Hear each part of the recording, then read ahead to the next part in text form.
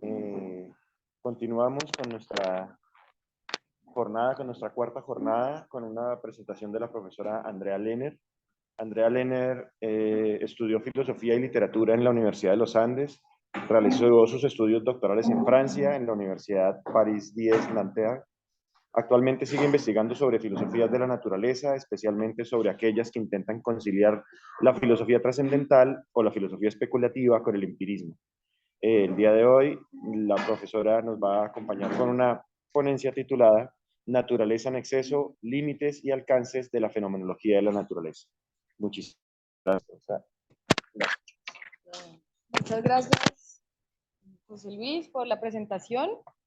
Y bueno, muchas gracias a Andrés y a los coorganizadores por toda la logística y todo lo que han tenido que hacer en los últimos días. Ha sido un evento pues que de muchas ponencias y que ha estado muy bien manejado, sobre todo gracias a la logística de Andrés.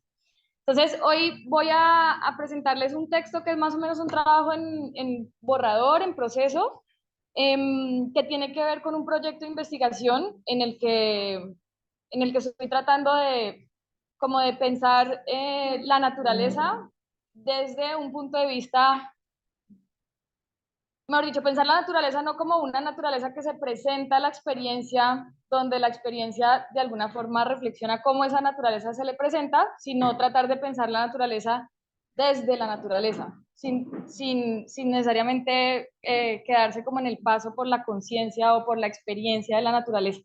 Entonces, para eso es importante en mi proyecto ver la relación entre lo que es mundo y naturaleza en la filosofía, sobre todo que se da después de la modernidad, y como las vicisitudes que la relación entre mundo y naturaleza cobran digamos, en toda la filosofía que podríamos decir post-revolución científica del siglo XVII.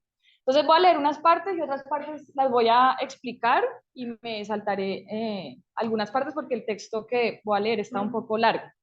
Entonces mi ponencia se llama Naturaleza en exceso, alcances y límites de la aproximación fenomenológica a la naturaleza. Bueno, entonces comienzo. En la fenomenología, la relación entre mundo y naturaleza plantea problemas importantes e incluso pone en apuros al método fenomenológico.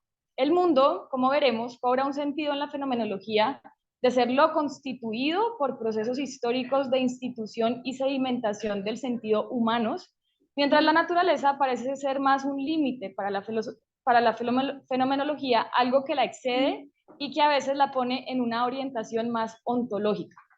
Esta ponencia parte precisamente de un proyecto que indaga en esta relación entre mundo y naturaleza en la fenomenología y que quiere defender un retorno a un cierto tipo de orientación naturalista que, sin dejar de lado las virtudes de la orientación trascendental de la fenomenología y modos de experiencia como la estética, plantea en otros términos su aproximación a la naturaleza.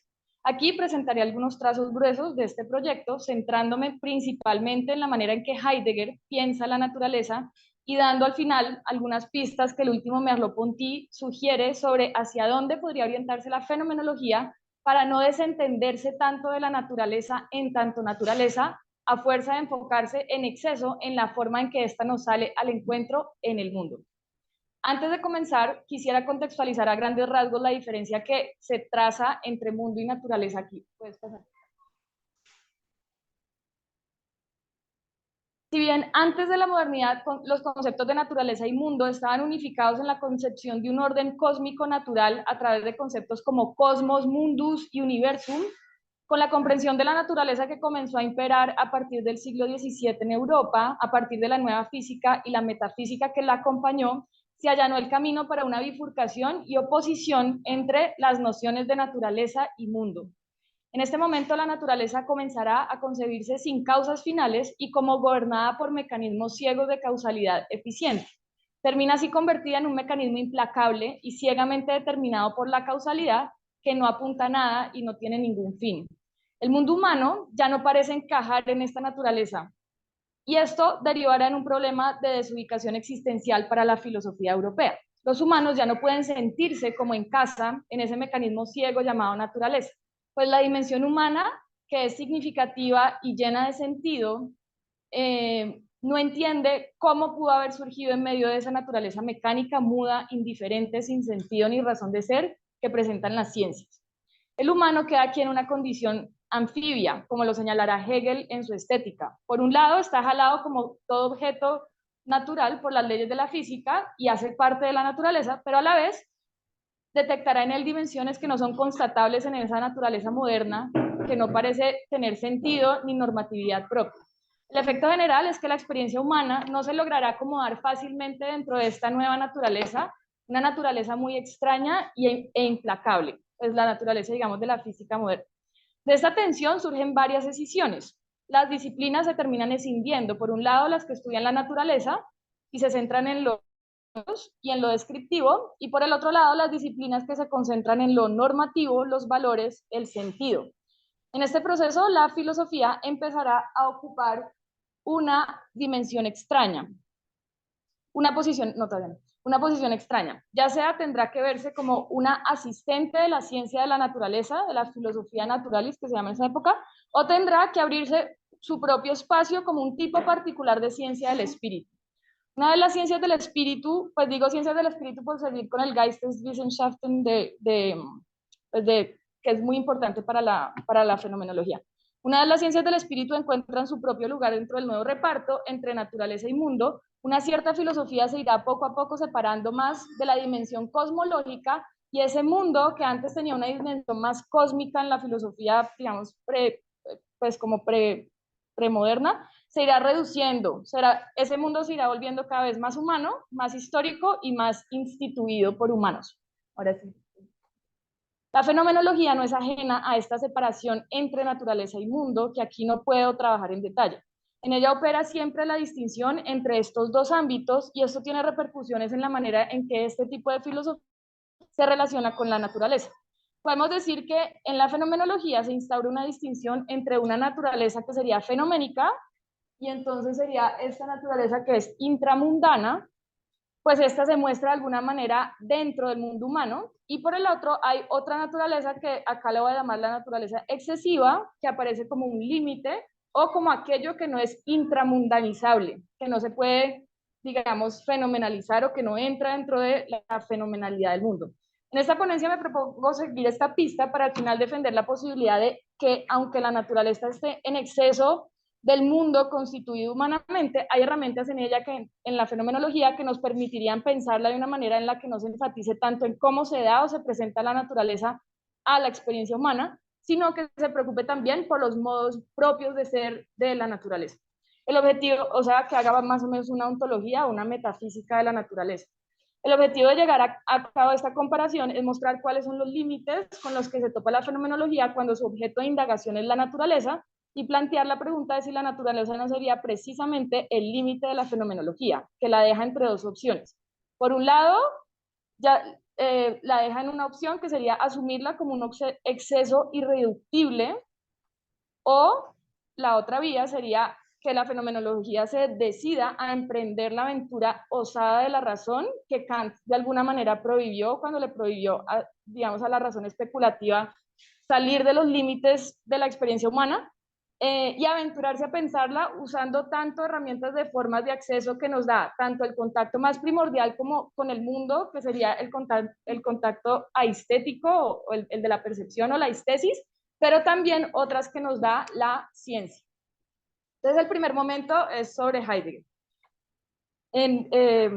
Entonces, lo que voy a hacer aquí es como, pues hacer, esta es parte como de otra investigación donde estoy tratando como de rastrear el problema de la naturaleza en todos los momentos de la obra de Heidegger, y ese pues es una tarea muy amplia. Acá voy a darles como tres momentos, como una cronología de tres momentos o tres sentidos, cuatro sentidos que cobra a lo largo de tres momentos el concepto de naturaleza en la obra de Heidegger. Entonces, en esta segunda parte de mi ponencia me propongo dar algunas puntadas sobre el problema de la naturaleza en la obra de Heidegger. El fin que busco con esto es poner en evidencia una tendencia antinaturalista en el pensamiento de Heidegger, que lo lleva a defender una aproximación existencial a la naturaleza. Dado que en la obra completa publicada de Heidegger hay bastante material sobre este asunto, no podré dar aquí cuenta de forma exhaustiva. Pero voy a señalar unos momentos en los que en ella se reflexiona sobre la cuestión de la naturaleza. El primero se centra en sus lecciones y escritos entre 1925 y 1929. El segundo momento comprende el periodo entre 1930 y 1946, la época de la famosa Kehre, o el giro hacia el ser de su pensamiento. En este periodo, Heidegger elabora los conceptos pues, de tierra, Erde y de physis. El tercer momento se centra en la concepción más tardía que plantea un tipo de habitar poético y un ethos del dejar ser o Gelassenheit como salvación al peligro que implica la técnica moderna. En este recorrido mostraré cómo Heidegger comienza con una naturaleza que se manifiesta en términos muy relacionados con el mundo circundante, lo que es el digamos, en esos escritos de 1925 a 1929, en el que el Dasein abre sus posibilidades y cómo esa termina siendo articulada como un ámbito inaccesible, misterioso, que no es posible conocer, sino a lo sumo dejar ser en su ocultamiento a partir de un pensar meditativo que se propone como antídoto al pensamiento calculador. Entonces, en el primer momento me voy a centrar principalmente en dos textos, en los prolegómenos a la historia del concepto de tiempo de 1925 y en Ser y Tiempo, que pues son realmente dos textos que son pues muy, uno es como la antesala del otro. Entonces, en la historia del concepto de tiempo del 25, Heidegger se propone hacer una fenomenología de la historia y de la naturaleza que tenga como hilo conductor el tiempo. Lo que lo motiva a llevar a cabo tal proyecto es que hay una crisis en las ciencias de su época, tanto en las ciencias del espíritu, las Geisteswissenschaften, como en las de la naturaleza, las Naturwissenschaften.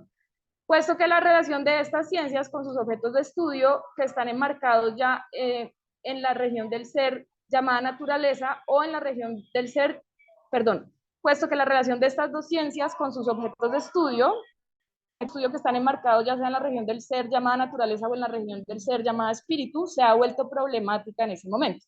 Hacer una incursión fenomenológica en estos dos ámbitos, naturaleza e historia, considera Heidegger, le permitirá que la ciencia de su época pueda conocer de modo más originario las cosas mismas por las que se pregunta, antes de que queden encubiertas por la indagación científica. Esta es, en última, la tarea decisiva de la fenomenología, concebida como ontología fundamental, que también se anuncia en el tercer parágrafo de Ser y Tiempo, donde Heidegger busca acceder a una región previa a la separación de historia, naturaleza, espíritu, naturaleza, en la que se fundan estas decisiones a partir de una descripción fenomenológica de la estructura del mundo, que evidencia los modos categoriales en que los entes se presentan en el mundo a partir de los modos existenciales en que el Dasein es en el mundo. Cabe resaltar entonces que a Heidegger no le interesa la aproximación a la naturaleza de las ciencias naturales, sino que su aproximación es existencial, y por aproximación existencial hay que entender un tipo de análisis que hace explícito cómo la naturaleza sale al encuentro en los modos más cotidianos y próximos al Dasein, en contraposición a la manera objetiva en que la ciencia se aproxima a ella. Lo primero que señala en Historia del concepto de tiempo y Ser y Tiempo es que para no pasar por alto el mundo en su mundaneidad hay que evitar concebirlo precisamente como naturaleza, pues hacerlo implica atribuirle rasgos que la ciencia atribuye a la naturaleza. ¿Cuáles son estos rasgos? Son exterioridad extensa, la característica de ser vorhanden o algo que está ahí frente al sujeto y que se puede determinar y explicar objetivamente midiendo y determinando sus relaciones en la extensión. Este modo de aprehensión, que es desimplicado y teórico, nos aleja bruscamente, dice Heidegger, del modo más originario de comparecencia del Begegnisart del mundo. Heidegger opta por una vía de acceso que muestre cómo el Dasein, mientras existe de forma implicada, se relaciona con su mundo. La naturaleza, por lo tanto, es aproximada también de esta manera en estas obras. Y él va a decir lo siguiente, él dice, la naturaleza solo es, en Ser y Tiempo dice lo siguiente, la naturaleza solo es ontológicamente comprensible desde el concepto de mundo, es decir, desde la analítica del Dasein. Puedes pasar ahí, por favor. En esta época priman 4 sentidos de naturaleza. El primer sentido es aquel que no se despliega en el primer sentido, Heidegger va a señalar que la naturaleza no se despliega de buenas a primeras como algo puramente presente que está ahí, o sea, vorhanden, sino como fuerza de la naturaleza de la física, ni como fuerza de la naturaleza de la física, sino como algo que está a la mano, que se descubre por medio del uso que le da el Dasein en su ocupación. Entonces, la primera manera en que se revela la naturaleza es cuando el Dasein está en su Umwelt, en su Umgang y en su Umsicht, y está de alguna manera en ese mirar circunspecto, aparece de vez en cuando, se manifiesta la naturaleza. Entonces ahí tengo una cita. El bosque, dice Heidegger, es antes que una cosa ahí delante, primero que todo una reserva forestal. El cerro es una cantera, el río es una energía, el río es primero o de buenas a primeras para el Dasein, energía hidráulica, y el viento es viento en las velas. Esta se comprende como algo de lo que se tiene que servir el ocuparse del Dasein. El ocuparse recurre al estar a la mano del sol, por ejemplo, dispensador de luz y de calor. El sol le sirve para datar el tiempo interpretado en el ocuparse. De esta datación surge la medida más natural del tiempo, que sería el día. La naturaleza se revela entonces primariamente como aquello que se puede aprovechar, emplear. Aquí estoy citando a Heidegger, Historia del concepto de tiempo. Él dice, la naturaleza se revela como aquello que se puede aprovechar, emplear, que sirve de vía o de medio para el comercio, el tráfico marítimo aéreo, o de tierra que ofrece sustento y posición, suelo y fundamento para construir una casa. Puedes pasar. Entonces, digamos que en este primer momento, el primer sentido de este primer momento, el punto central de Heidegger es que la naturaleza no aparece en ninguno de los posibles sentidos de objetividad de la naturaleza, sino siempre por su comparecencia en la ocupación con el mundo en torno, en tanto con el Umwelt, en tanto, bueno, en la historia del concepto de tiempo le dice el Werkwelt, y luego cambia y le dice Umwelt, en tanto sirve para o se tiene en cuenta para algún proyecto del Dasein. Esta aparece como una copresencia en el mundo de la ocupación y se tiene de ella una experiencia que por lo general es más tácita y natural. Y entonces el primer sentido, que sería, bueno, que sería eso que le llama originario, donde la naturaleza aparece con una modalidad que en los prolegómenos de la historia del concepto del tiempo le dice Umweltding, pero que sería lo similar a la modalidad de los Zuhanden en Ser y Tiempo, para que aparezca como una Naturding, o sea, que ya es como la naturaleza como la observa la ciencia. Heidegger dice tienen que ocurrir ciertas cosas. Entonces dice, para que aparezca como una Naturding, como una cosa de la naturaleza, como algo que está ahí en la modalidad vorhanden, la naturaleza en tanto un Umweltding tiene que quedar encubierta en su modalidad de a la mano.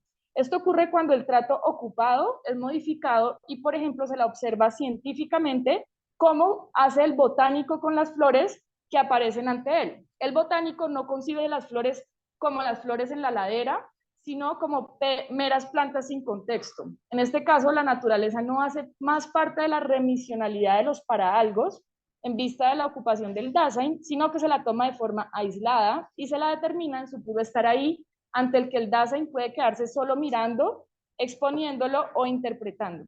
Esto solo es posible si el Dasein se desabsorbe de su mundo más familiar. Es solo al alejarse, saliendo del mundo en torno del Umwelt, que se hace accesible la supuesta verdadera realidad de la cosa natural pura, dice Heidegger. Por lo tanto, el segundo modo en que aparece la naturaleza solo es posible a partir de una modificación del trato ocupado que permite una desmundanización del mundo, la Entweltlichung der Welt, para que lo a la mano se revele como una cosa que está ahí, como objeto. En este caso, la naturaleza aparece como desmundanizada, desprovista de valor y sentido existencial, como la prevenden las ciencias naturales. Esa sería una naturaleza más similar a la naturaleza, digamos, de la física moderna o como esta nueva concepción del mundo moderno. Este segundo sentido de naturaleza es derivado, dice Heidegger, y siempre se funda sobre el modo más inmediato en que esta es descubierta a partir de la mundaneidad del mundo. Si quieres, sigue, no, la próxima y la siguiente. Sería el segundo sentido.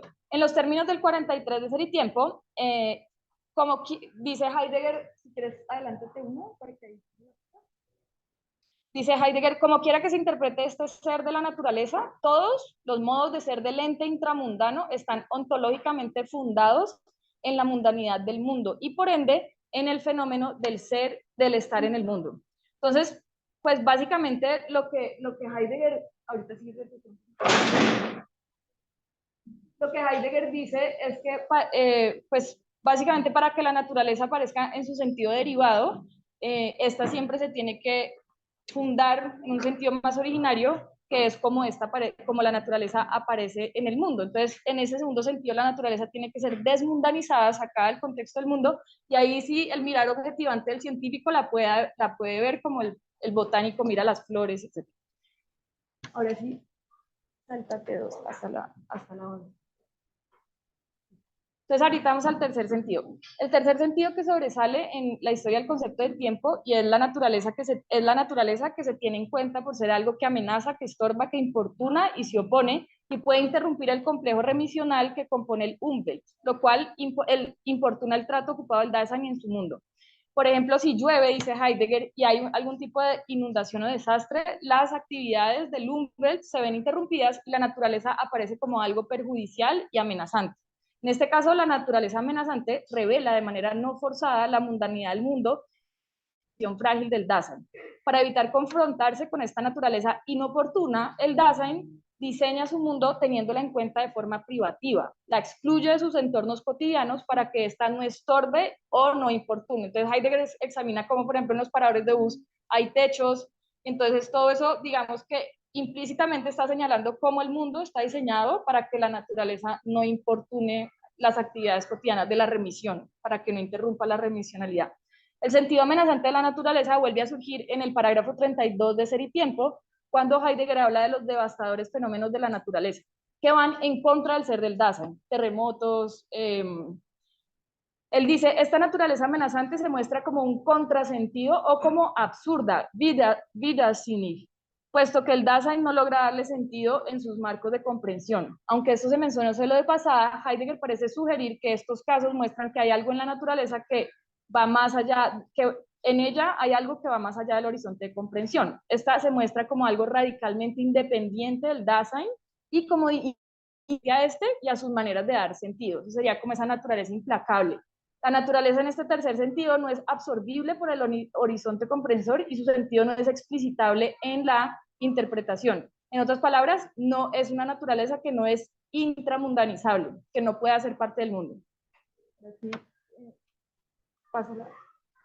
Y luego hay otro cuarto sentido, que es la naturaleza en un sentido pues que yo le llamo aquí nouménico, porque es que va a ser retomada en los años 30 como el concepto de tierra. Este cuarto sentido es planteado en contraposición con la naturaleza que se descubre en su puro estar ahí, que sería la manera objetivadora de comprenderla. La mirada objetivadora, como la del botánico, por ejemplo, al concebir la naturaleza como algo ahí presente, oculta la naturaleza que se agita y se afana. Entonces ahí él dice, al das Welt und strebt, que asalta y nos cautiva como paisaje. Como sugiere este cuarto sentido, se trata de una naturaleza que no puede captarse ni como el objeto de la investigación científica, ni como algo que permanece en su bajo perfil, como a la mano, sino que es una naturaleza que a veces simplemente se presenta ahí en su puro emerger, no para ser observada objetivamente, sino porque cautiva y asalta y de esta manera interrumpe la totalidad remisional del Umwelt. La naturaleza en este cuarto sentido será la más investigada por Heidegger entre 1930 y 1945, y ahí se nombrará ya no esa naturaleza que asalta y afana, sino la physis, que da lugar al pensar metafísico, porque es el que le da como la primera como agitación al humano y el primer sentido de extrañeza. Ahí puedes pasar por favor al tercero. A partir de estos cuatro sentidos, es posible afirmar que la manera en que la tradición filosófica y la ciencia, que son los dos blancos a los que se dirige la crítica de Heidegger, han comprendido la naturaleza, concibiéndola ya sea como sinónimo de mundo o como una simple naturaleza externa al mundo del Dasein, que se estudia a partir de la mirada teórica y desimplificada de la ciencia, es en realidad una naturaleza en sentido derivado.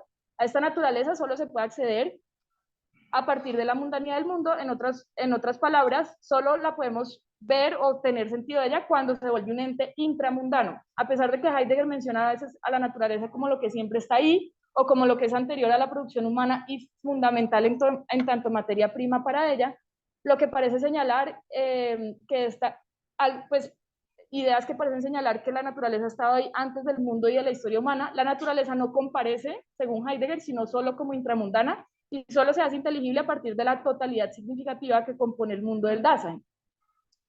La naturaleza, entonces, esa naturaleza que no es intramundanizable, que es recalcitrante a entrar dentro del horizonte de comprensión del mundo, como el segundo y tercer sentido de la naturaleza, al no poder ser ubicada dentro de un horizonte de comprensión, parece simplemente ser inaccesible para la comprensión humana. Algunos comentaristas por eso la han equiparado a una naturaleza nouménica, a una suerte de cosa en sí, kantiana, que Heidegger no se aventura a pensar y a caracterizar en sentido positivo, sino que la señala como una simple otredad radical, incognoscible, incomprensible, que rebasa los límites de la comprensión humana.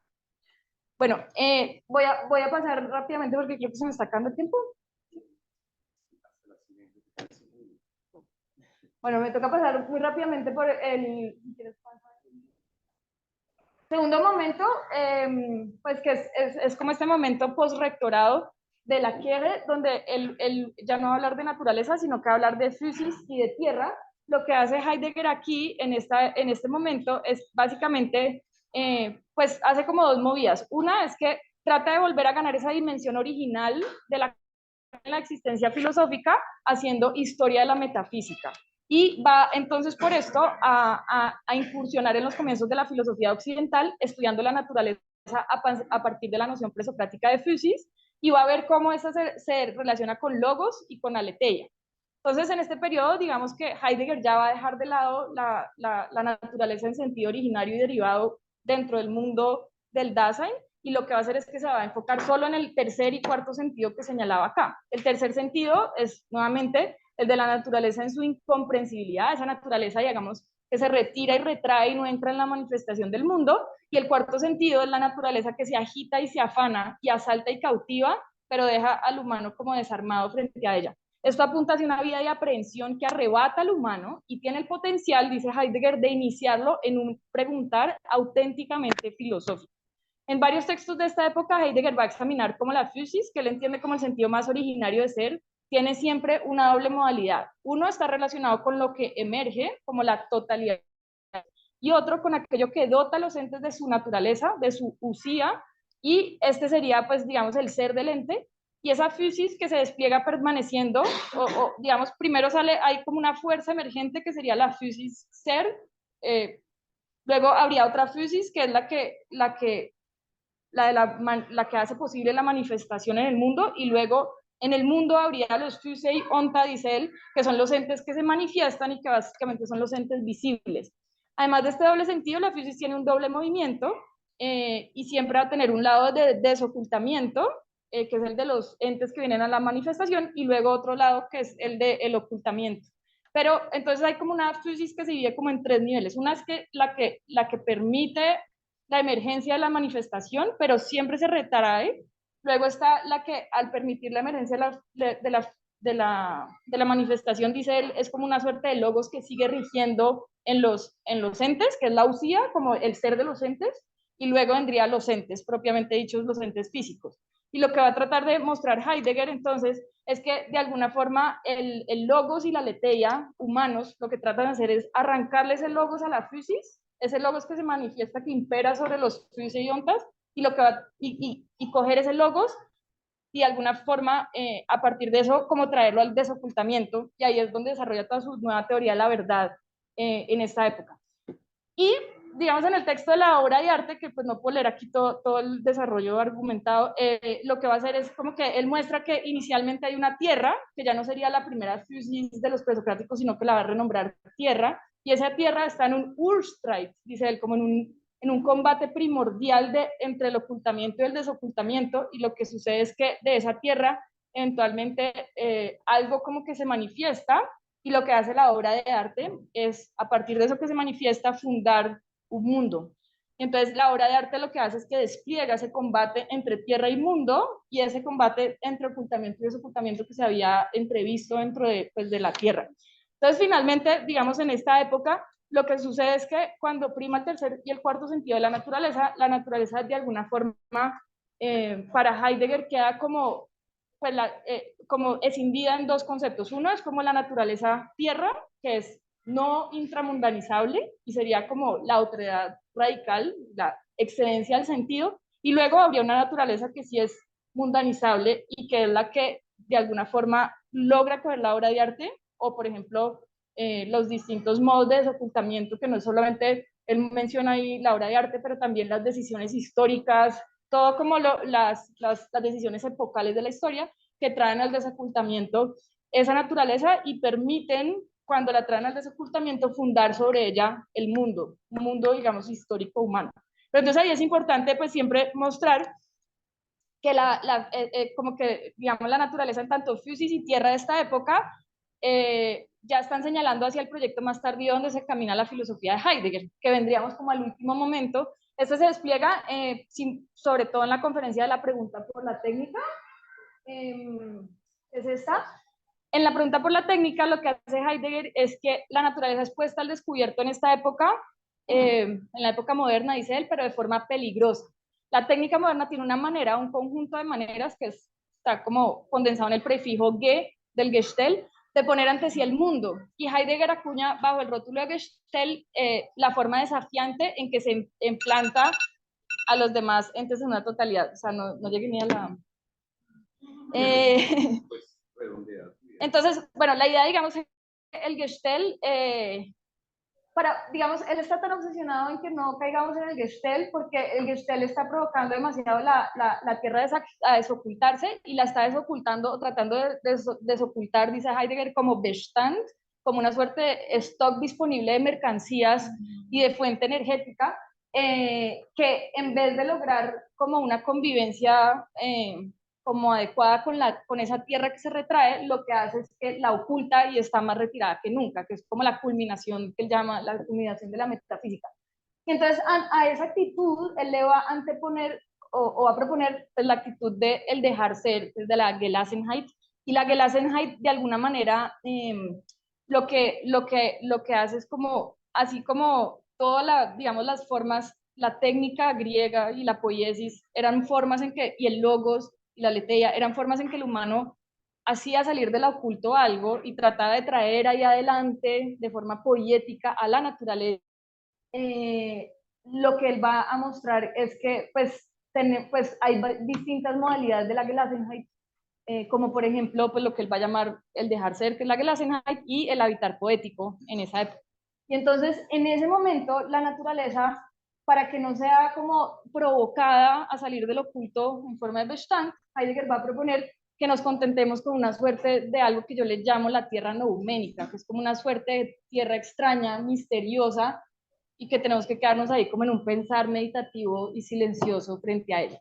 Entonces, pues toda mi propuesta es que a mí me parece una muy mala estrategia la estrategia de Heidegger, y lo dice Merleau-Ponty en sus últimos cursos, porque dice, Heidegger en últimas confina al humano al silencio, ¿no? Al silencio meditativo y al misterio ante la irreductibilidad monstruosa, digamos, de una naturaleza excedente, y lo que él dice es, pues puede que haya una ciencia moderna, ¿no? Que la fuerza y la provoca a salir de oculto, pero hay otra ciencia que es distinta y que es una ciencia que se aproxima con mucha curiosidad a tratar de también hacer salir del oculto con respeto a la naturaleza. Entonces, en vez de confinarnos en una filosofía del exceso, lo que hace Merleau-Ponty es una ontología de la naturaleza, donde va a ver cómo los distintos estratos de la naturaleza, el físico, el vital, el psíquico, el social, que todos están en un continuo constante, o sea, él no separa, digamos, mundo y naturaleza en dos, sino que lo ve como estratos que de alguna forma se resuelven dialécticamente de otras maneras, que hay como lo que dice Merleau-Ponty es estudiemos cómo la física entiende cada estrato, cómo la biología y las teorías digamos, la embriología, las teorías del desarrollo del infante, etcétera, entienden, digamos, la dimensión de la vida, y luego entendamos la dimensión psíquica, precisamente para no contraponer naturaleza excesiva a naturaleza intramundanizable, sino tratar de llegar a una naturaleza que curiosamente podamos empezar a hacer salir de lo oculto, pero de forma respetuosa y sin provocación. Entonces él le da un lugar muy importante ahí a la intuición, pues que la va a ir como a rescatar un poco de Schelling, pero la intuición intelectual de Schelling, pero también la intuición de Bergson, y va a ver cómo hay otra manera de aproximarse, que tiene en cuenta como un apego muy central a lo empírico y lo estético, pero a la vez los avances de la ciencia que permiten desbancar, dice él, las pseudoevidencias en las que se monta las filosofías demasiado existenciales. porque asumen una cantidad de cosas y no explican esas cosas. Entonces él va a tratar de como de instigar un poco ese asombro y esa imaginación por la naturaleza, que en vez de condenarnos al silencio, nos aventuran a emprender la aventura osada de la razón, que es como pensar la naturaleza en su exceso, de alguna forma, y para eso hay que usar una intuición que a la vez tiene un ámbito como muy especulativo, pero también muy empírico, como el de Bergson. Eso sería como...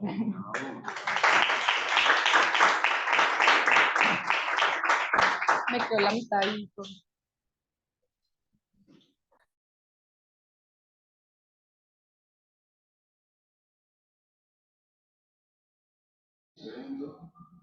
Bueno, vamos a cambiar aquí de micrófono para que podamos interactuar un poquito. Andrea, muchísimas gracias. ¿Sí se escucha, no? Listo. No, tenemos espacio para algunas preguntas o comentarios. Uy, yo tenía la esperanza de preguntar, pero veo que... Entonces, profesor Gama. Sí, no,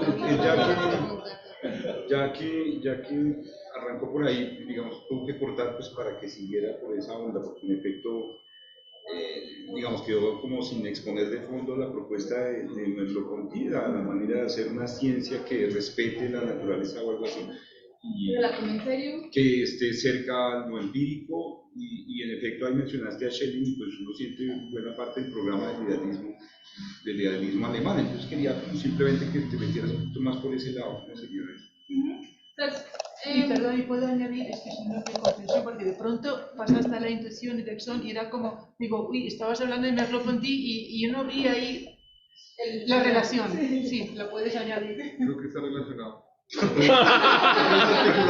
Hagamos una sola pregunta. No, es que creo que está articulado en algo. Porque claro, tú decías en algún punto como... Espera, pues Fernando y luego Fabio. La fenomenología tiene un límite, ¿no? El límite parece ser esto de no captar la naturaleza en el sentido en que nos deja como en un silencio frente a ella. Y claro, primero tú hablas de la intuición intelectual de Schelling y como que, o sea, la fenomenología, la intuición intelectual, por ejemplo, de este programa del idealismo alemán, podría corregir ese, ¿cuál sería el vacío de la fenomenología y qué es lo que permite la intuición intelectual? bueno, listo, entonces, intuición. Pero espérate porque hay primero Fabio, luego tú, luego Luis.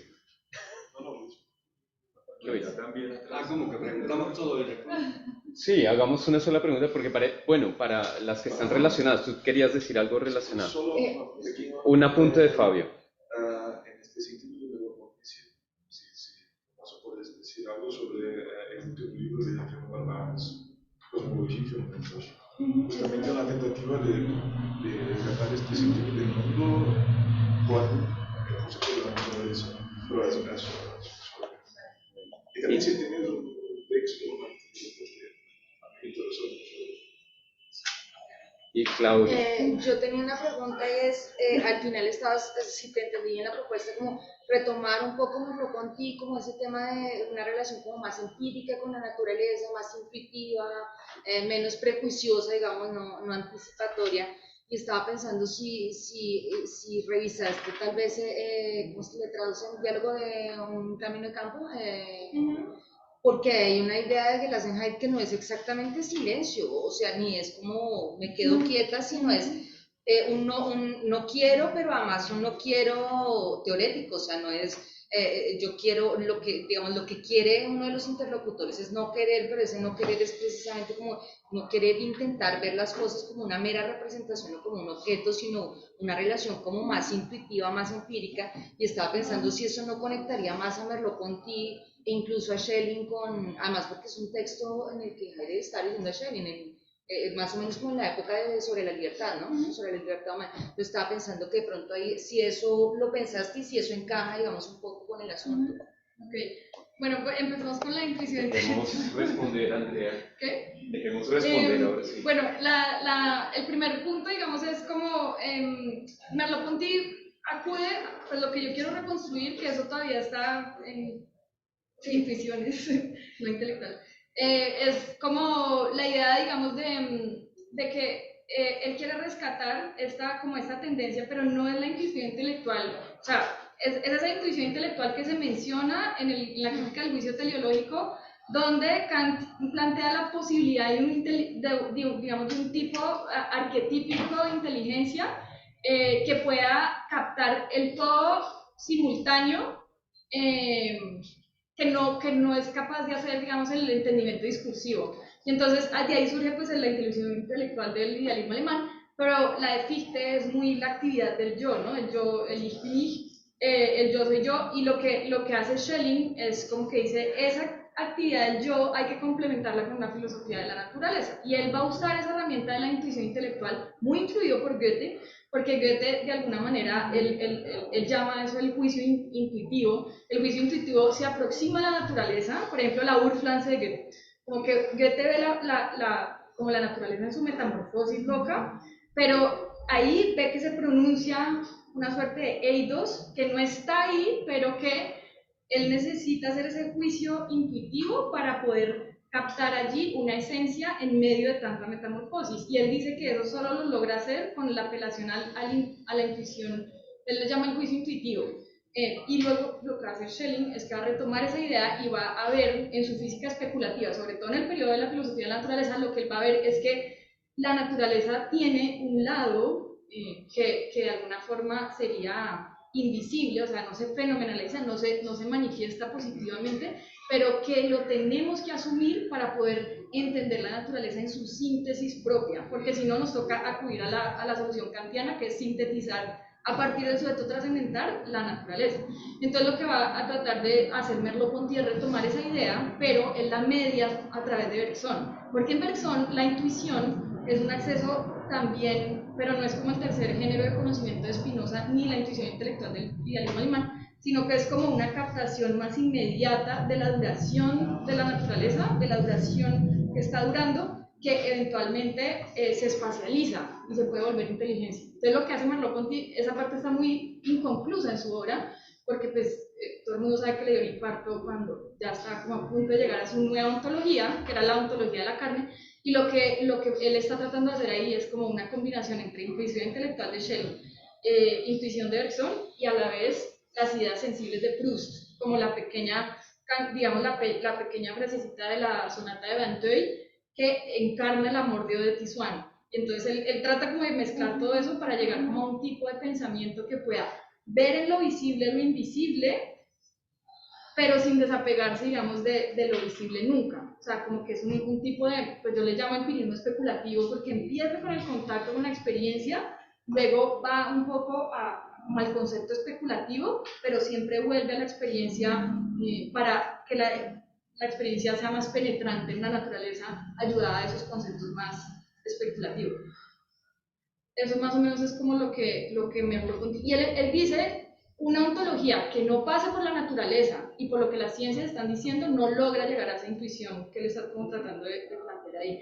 También lo plantea con el término de voyance, que es como un doble ver, un ver doble, pues que hay que explorar mejor también en esa. Bueno, yo lamento ser el malo de la película, sé que hay dos preguntas por lo menos o comentarios que quedan sin hacer, los invito a que lo conversen a la hora del almuerzo y entre tanto pues un aplauso a Andrea y nos preparamos para la siguiente.